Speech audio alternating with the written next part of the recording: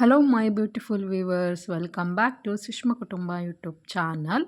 ಎಲ್ಲರೂ ಚೆನ್ನಾಗಿದ್ದೀರಾ ಅಂತ ಭಾವಿಸ್ತಾ ನಾನು ಇವತ್ತು ಬೆಳಗ್ಗೆಯಿಂದನೇ ಬ್ಲಾಗ್ನ ಸ್ಟಾರ್ಟ್ ಮಾಡಿದ್ದೀನಿ.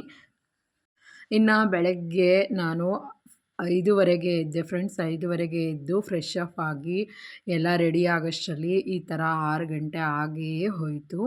ಇನ್ನು ನೆಕ್ಸ್ಟು ನನ್ನ ಮಗ ಇವತ್ತು ಉಪ್ಸಾಂಬಾರು ಕೇಳಿದ್ದ. ಅದು ಗ್ರೀನ್ ಕಲರ್ ಉಪ್ಸಾರು. ಅಂದರೆ ಅವನಿಗೆ ಗ್ರೀನ್ ಕಲರ್ ಉಪ್ಸಾರು ಅಂದರೆ ಸೊಪ್ಪಾಕಿ ಮಾಡ್ತಾರೆ ಅಂತಲೇ ಗೊತ್ತಿಲ್ಲ. ಹಾಗಾಗಿ ಕಾಳನ್ನ ನಾನು ಬೇಯೋಕ್ಕೆ ಹಾಕಿದ್ದೀನಿ. ರೆಡಿಯಾಗಿ ಮುಖ ತೊಳ್ಕೊಂಡು ಈ ಥರ ಬಂದೆ. ನೋಡಿ, ಬೆಳಗ್ಗೆ ಎದ್ದ ತಕ್ಷಣ ನನಗೆ ಕಿಚನ್ನು ಈ ಥರ ನೀಟಾಗಿದ್ದರೆ ಎಷ್ಟು ಚೆನ್ನಾಗಿರುತ್ತಲ್ವ. ಹಾಗಾಗಿ ನಾನು ಕಾಳನ್ನ ಈ ಥರ ಬೇಯೋಕ್ಕೆ ಹಾಕಿದ್ದೀನಿ. ಮತ್ತು ಸೊಪ್ಪನ್ನು ನೈಟೇ ಈ ಥರ ಕ್ಲೀನ್ ಮಾಡಿ ತೊಳೆದು ಇಟ್ಟಿದ್ದೀನಿ. ಮತ್ತು ನಮ್ಮ ಕಡೆ ಉಪ್ಸಾಂಬಾರು ಮಾಡಬೇಕಾದ್ರೆ ಸ್ವಲ್ಪ ಅಕ್ಕಿ ತೊಳೆದಿದ್ದ ನೀರನ್ನು ಸಹ ಸೇರಿಸಿ ಕಾಳಿಗೆ ಬೇಯೋಕ್ಕೆ ಹಾಕಿರ್ತೀನಿ. ಹಾಗಾಗಿ ಉಪ್ಪು ಮತ್ತು ಕಾಳು ಎರಡು ಒಂದು ವಿಷಲ್ ಬಂದುಬಿಡಲಿ. ನಾನು ನಮ್ಮ ಹಸ್ಬೆಂಡ್ಗೆ ಹೇಳ್ಬಿಟ್ಟು ಹೋದೆ, ವಿಷಲ್ ಬಂದ ತಕ್ಷಣ ಆಫ್ ಮಾಡಿ ಅಂತ. ಹಾಗಾಗಿ ಇನ್ನು ವಾಕ್ ಮುಗಿಸ್ಕೊಂಡು ಬರೋಷ್ಟರಲ್ಲಿ ವಿಷಲ್ ಬಂದಿತ್ತು. ಬೇಗನೆ ವಾಕ್ ಮುಗಿಸ್ಕೊಂಡು ಬಂದುಬಿಟ್ಟೆ.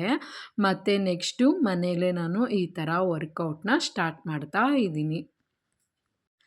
ನಾನು 1 ಮಂತು ಚಾಲೆಂಜ್ನ ತಗೊಂಡು ನಾನು ವರ್ಕೌಟ್ನ ಸ್ಟಾರ್ಟ್ ಮಾಡಿದ್ದೀನಿ. ನಾನು ಲೈಫ್ ಟೈಮ್ ಇದೇ ಥರ ವರ್ಕೌಟ್ ಮಾಡಬೇಕು ಅಂತಲೇ ಅಂದ್ಕೊಂಡಿದ್ದೀನಿ, ವೆಯ್ಟ್ ಮೇಂಟೈನ್ ಮಾಡೋಕ್ಕೆ. ಯಾಕಂದರೆ ನಮ್ಮ ಹೆಲ್ತು ನಮ್ಮ ಕೈಯಲ್ಲೇ ಇರೋದು ಅಲ್ವಾ. ನಮ್ಮ ಹೆಲ್ತನ್ನ ಯಾರೂ ಕಾಪಾಡೋಕ್ಕೆ ಸಾಧ್ಯವೇ ಇಲ್ಲ. ಹಾಗಾಗಿ ನಾನು ಈ ಥರ ಎಕ್ಸಸೈಸ್ನೂ ಸಹ ಮಾಡಿಕೊಂಡೆ. ಇನ್ನು ಎಕ್ಸಸೈಸು ಮಾಡ್ತಾ ನೋಡಿ, ಇಲ್ಲಿ ಸ್ವಲ್ಪ ಸೊಪ್ಪನ್ನ ಹಾಕಿ ಕಾಳೊಳಗಡೆ ಬೇಯಿಸ್ಕೊಳ್ತಾ ಇದ್ದೀನಿ. ಇದು ಬೇಯೋಷ್ಟರಲ್ಲಿ ನೋಡಿ, ಪಕ್ಕದಲ್ಲೇ ನಾನು ಜೀರಾ ಮತ್ತು ಅಜ್ವೈನ್ ಎರಡನ್ನೂ ಸಹ ಕುದಿಯೋಕ್ಕೆ ಇಟ್ಟಿದ್ದೀನಿ. ಮತ್ತು ಇನ್ನೊಂದು ಕಡೆ ರೈಸ್ಗೂ ಇಟ್ಬಿಟ್ಟಿದ್ದೀನಿ. ನಾನು ಹೇಳ್ಬೇಕು ಅಂತ ಅಂದರೆ ನಾನು ವರ್ಕೌಟ್ ಎಲ್ಲನೂ ಫ್ರೆಂಡ್ಸ್ ಕಿಚನಲ್ಲೇ ಸ್ಟಾರ್ಟ್ ಮಾಡ್ತೀನಿ. ಯಾಕಂದರೆ ಕಿಚನ್ನು ಸ್ಪೇಷಿಯಸ್ ಆಗಿದೆ.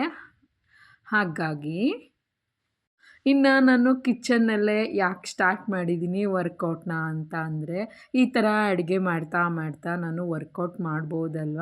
ಹಾಗಾಗಿ ಅದು ಒಂದು ಬೆನಿಫಿಟ್ ಆಗುತ್ತೆ ಅಂತ ಹೇಳಿ. ಇನ್ನು ನನ್ನ ವರ್ಕೌಟ್ ಮಾಡಬೇಕಾದ್ರೆ ಮಕ್ಳಿಗೂ ಸ್ಕೂಲ್ಗೆ ಲೇಟ್ ಆಗುತ್ತೆ ತಿಂಡಿ ಮಾಡೋದು ಅಂತ ಹೇಳಿ. ಅಷ್ಟೇ ಬಿಟ್ಟರೆ ಬೇರೆ ಇನ್ನೇನೂ ಇಲ್ಲ.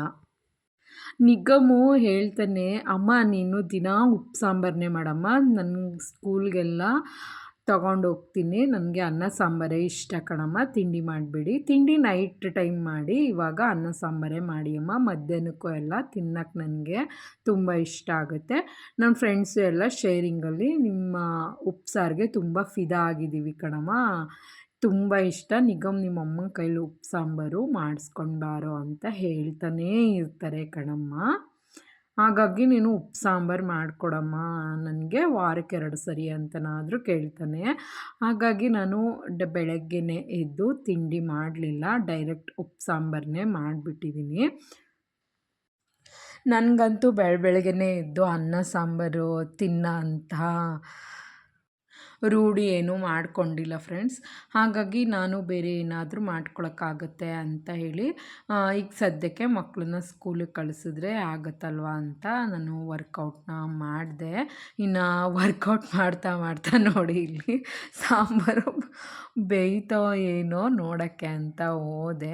ಮುಂಚೆನೇ ಕಾಳನ್ನ ಸ್ವಲ್ಪ ಎತ್ತಿಟ್ಕೊಬಿಟ್ಟಿದ್ದೀನಿ. ಹಾಗಾಗಿ ಇವಾಗ ನಾನು ಮತ್ತು ಇನ್ನು ನೆಕ್ಸ್ಟ್ ಇನ್ನೊಂದು ಎಕ್ಸಸೈಸ್ ಸ್ಟಾರ್ಟ್ ಮಾಡಿಕೊಂಡೆ. ನೋಡಿ, ನಮ್ಮ ಅಮ್ಮಂದಿರಿಗೆ ಒಂದು ಕಡೆ ಹೆಲ್ತು ನೋಡ್ಕೋಬೇಕು, ಇನ್ನೊಂದು ಕಡೆ ಮಕ್ಳಿಗೂ ತಿಂಡಿನ ಮಾಡಬೇಕು, ಎಷ್ಟು ರಿಸ್ಕ್ ಆಗುತ್ತಲ್ವ. ನಾನು 5:30ಗೆ ಎದ್ದೆ ಫ್ರೆಂಡ್ಸ್. ಎಷ್ಟೇ ಬೇಗ ಇದ್ದರೂ ಮನೆ ಕೆಲಸ ಮುಗಿಯಲ್ಲ ಅಲ್ವಾ. ಹಾಗಾಗಿ ನನಗೂ ಸ್ವಲ್ಪ ನಾನು ಟೈಮ್ ಕೊಡ್ಕೋಬೇಕು ಅಂತ ಹೇಳಿ ನನಗೆ ಯಾವ್ಯಾವ ಎಕ್ಸಸೈಸ್ ತಿಳಿಯುತ್ತೋ ಆ ಎಕ್ಸಸೈಸ್ ಎಲ್ಲನೂ ಮಾಡಿದೆ.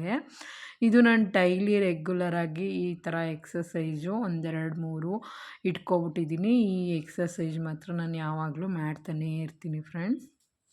ನೀವು ನಿಮ್ಮ ಹೆಲ್ತ್ನ ಕಾಪಾಡ್ಕೋಬೇಕು ಅಂತ ಇದ್ದರೆ ನನ್ನ ಜೊತೆ ನೀವು ಇದೇ ಥರ ಎಕ್ಸಸೈಜ್ ಮಾಡಿ, ಹಾಗೆ ನೀವು ನನ್ನ ಜೊತೆ ವೆಯ್ಟ್ ಲಾಸ್ ಜರ್ನಿಯಲ್ಲಿ ಜಾಯ್ನ್ ಆಗಿ ಅಂತ ಹೇಳ್ತಾ ಉಪ್ಪು ಸಾಂಬಾರು ಮಾಡೋದನ್ನು ಕಂಟಿನ್ಯೂ ಮಾಡ್ತಾ ಇದ್ದೀನಿ. ನೋಡೋಣ ನೆಕ್ಸ್ಟು ಉಪ್ಪು ಸಾಂಬಾರು ಕತೆ ಏನಾಯಿತು ಅಂತ ಹೇಳಿ.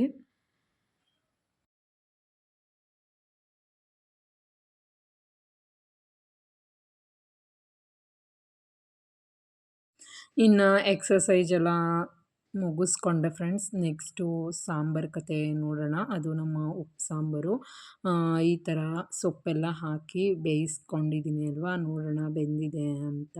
ಇವಾಗ ಟೊಮೊಟೊನ ಬೇರೆ ಪ್ಲೇಟ್ಗೆ ಹಾಕ್ಕೊತಾ ಇದ್ದೀನಿ, ಯಾಕಂದರೆ ಬಿಸಿ ಇದ್ದಾಗ ಇದನ್ನು ರುಬ್ಬಕ್ಕಾಗಲ್ಲ ಅಲ್ವಾ, ಹಾಗಾಗಿ.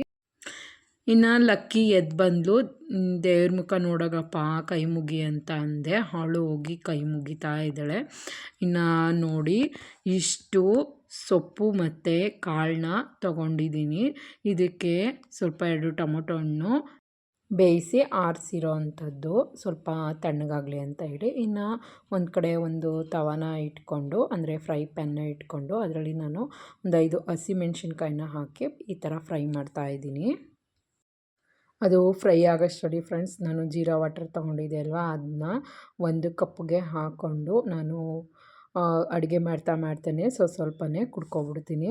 ಇಲ್ಲ ಅಂತ ಅಂದರೆ ಆರೋದ್ರೆ ಕುಡಿಯೋಕ್ಕಾಗಲ್ಲ, ಮತ್ತು ನಿಧಾನಕ್ಕೆ ಕುಡಿಯೋಣ ಅಂತ ಹೇಳಿದ್ರೆ ಮಕ್ಕಳಿಗೆ ಟೈಮ್ ಆಗಿಬಿಡುತ್ತೆ.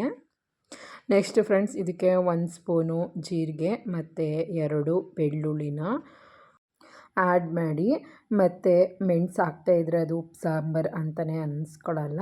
ಒಂದು 5-6 ಕಾಳು ಮೆಣಸು ಇಷ್ಟನ್ನ ಖಾರಕ್ಕೆ ಹಾಕ್ಕೊಬೇಕು. ಮತ್ತು ಜೊತೆಗೆ ಮುಂಚೆನೇ ಸೊಪ್ಪು ಕಾಳು ಮತ್ತು ಟೊಮೊಟೊ ಇಷ್ಟನ್ನು ನಾನು ಸ್ವಲ್ಪ ತಣ್ಣಗಾಕಕ್ಕೆ ಬಿಟ್ಟಿದ್ದೀನಲ್ಲ, ಇದನ್ನು ಸಹ ಜಾರಿಗೆ ಹಾಕ್ಕೊಂಡು ನಾನು ರುಬ್ಕೊತಾ ಇದ್ದೀನಿ.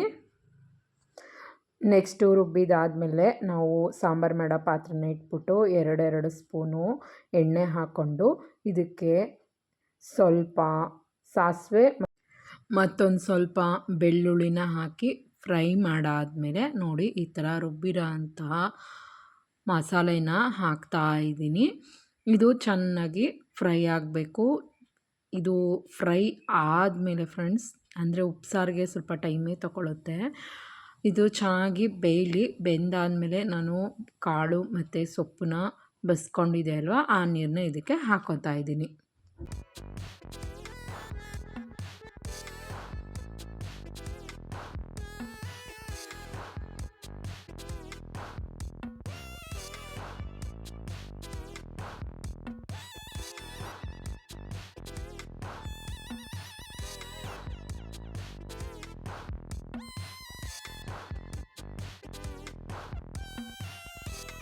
ನೋಡಿ ಇವಾಗ ಫ್ರೆಂಡ್ಸ್, ಉಪ್ಸಾರು ಈ ಕನ್ಸಿಸ್ಟೆನ್ಸಿಗೆ ಬಂದಿದೆ. ಇವಾಗ ನಾನು ಸ್ವಲ್ಪ ಹಾಲನ್ನ ಹಾಕೋತಾ ಇದ್ದೀನಿ. ಇದಕ್ಕೆ ಹಾಲು ಹಾಕಿದ್ರೆ ಇನ್ನೂ ಟೇಸ್ಟು ತುಂಬ ಚೆನ್ನಾಗಿರುತ್ತೆ.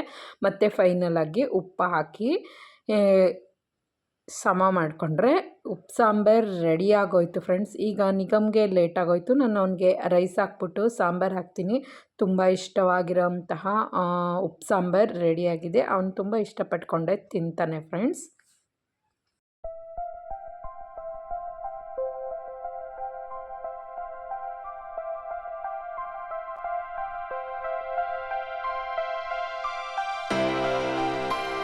ಇನ್ನು ನೆಕ್ಸ್ಟು ನಿಗಮ್ ಸ್ನ್ಯಾಕ್ಸ್ಗೆ ಮತ್ತು ಲಕ್ಕಿ ಸ್ನ್ಯಾಕ್ಸ್ಗೆ 2 ಸೊಪ್ಪು ಕಾಳನ್ನೇ ಹಾಕ್ಕೊಟ್ಟಿದ್ದೀನಿ. ಯಾಕಂದರೆ ಅವರು ತಿಂಡಿ ಊಟ ಮಾಡೋಷ್ಟರಲ್ಲಿ ನಾನು ಇದನ್ನು ಒಗ್ಗರಣೆ ಮಾಡಿರಲಿಲ್ಲ. ಹಾಗಾಗಿ ನಿಗಮು ಊಟ ಮಾಡೋಷ್ಟರಲ್ಲಿ ನಾನು ಸೊಪ್ಪು ಕಾಳನ್ನ ಈ ಥರ ಒಗ್ಗರಣೆ ಮಾಡ್ಕೊಂಬಿಟ್ಟೆ. ಅವನ ಸ್ನ್ಯಾಕ್ಸ್ಗೂ ಮತ್ತು ಮಧ್ಯಾಹ್ನ ಊಟಕ್ಕೆ ಯಾವುದಕ್ಕಾದರೂ ಸರಿ ನಂಚ್ಕೊಳ್ಳಿ ಅಂತ ಹೇಳಿ ಈ ಥರ ಸೊಪ್ಪು ಕಾಳು ಫ್ರೈ ಮಾಡಿದ್ದೀನಿ. ಮತ್ತು ಅವನಿಗೆ ಬಾಕ್ಸ್ಗೆಲ್ಲ ಹಾಕ್ಬಿಟ್ಟು ಈ ಥರ ಕಿಚನ್ನು ಸಹ ಕ್ಲೀನ್ ಮಾಡ್ಕೊಂಡ್ಬಿಟ್ಟೆ. ಕಿಚನ್ನು ಕ್ಲೀನಾಗಿದ್ದರೆ ನಮ್ಮ ಲೇಡೀಸ್ಗೆ ಎಷ್ಟು ಮನಸ್ಸಿಗೆ ನೆಮ್ಮದಿ ಸಿಗುತ್ತೆ ಅಲ್ವಾ, ಹಾಗಾಗಿ ಕಿಚನ್ನು ಸಹ ಈ ಥರ ಕ್ಲೀನ್ ಮಾಡ್ಕೊಂಡ್ಬಿಟ್ಟೆ.